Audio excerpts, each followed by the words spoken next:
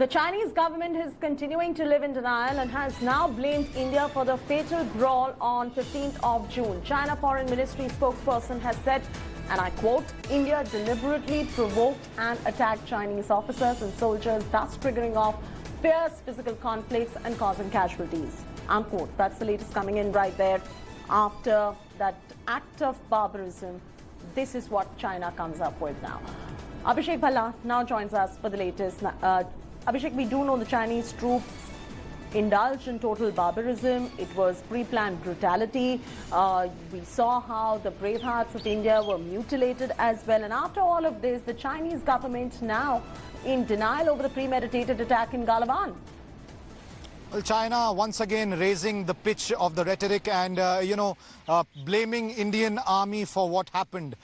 Whereas, the fact is, Chaiti, that the disengagement that was planned, that's where the Chinese did not adhere to what was, to the roadmap that was planned by the two armies.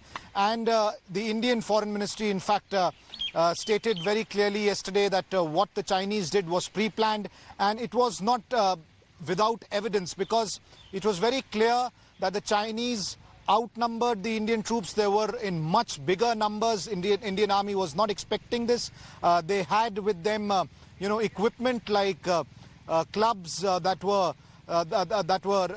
with nails and stones and all kinds of material that could cause a lot of damage, and that it did. So it was very clear that it was whatever happened was predetermined, and since then things have been extremely volatile as far as the ground situation is concerned. Nothing has changed. There is a massive troop build-up. There has been no de-escalation or disengagement as was planned, and as a result of that, as far as the Indian forces are concerned, they are in a state of heightened alert. There has been, massive redeployment on the line of actual control. The focus is no more just on Ladakh, because nothing can be left to chance. That's what officials have been saying. Absolutely. Leave it at that. Abhishek Bhalla getting us those details.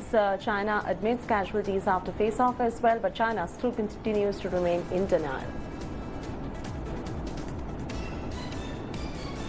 In a major trade crackdown on China, India